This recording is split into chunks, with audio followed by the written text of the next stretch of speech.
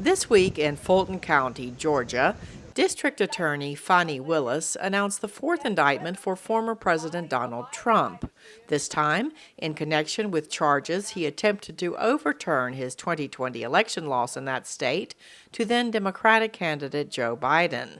Speaking at a campaign rally in early August in Montgomery, Alabama, Trump called the indictments ridiculous and said they would only boost support for him.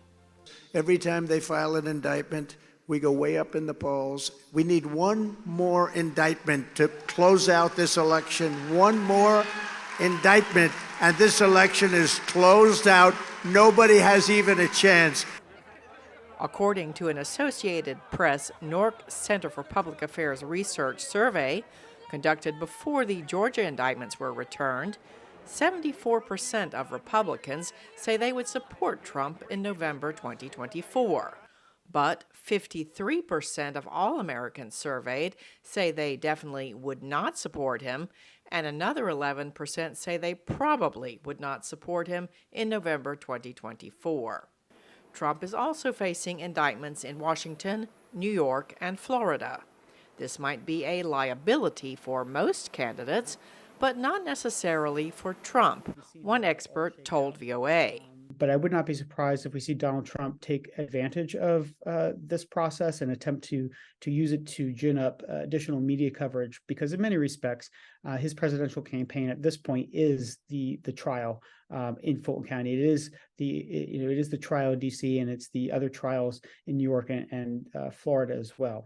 Another expert told VOA he is concerned that most Republican leaders have failed to condemn Trump and distance themselves from him over charges he sought to overturn the 2020 election results. And if Republicans saddle the country with Donald Trump as their nominee, then anything can happen, especially because the Democrats will have an 82-year-old or an almost 82-year-old incumbent running for another term. With all due respect to him, and I hope he lives to 100. Some Americans say age is a concern with both leading candidates. Biden is 80 and Trump is 77 years old. Trump's former Vice President Mike Pence is also competing for the Republican nomination.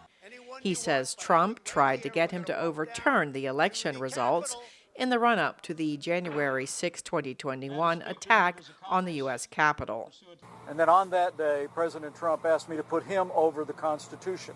But I chose the Constitution, and I always will. I mean,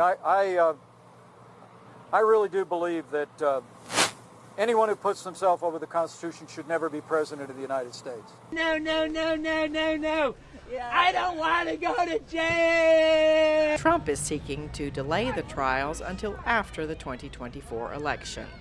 But some experts say it would serve voters to know whether he is found innocent or guilty, especially on the charges related to attempting to stop the peaceful transfer of power for the first time in American history.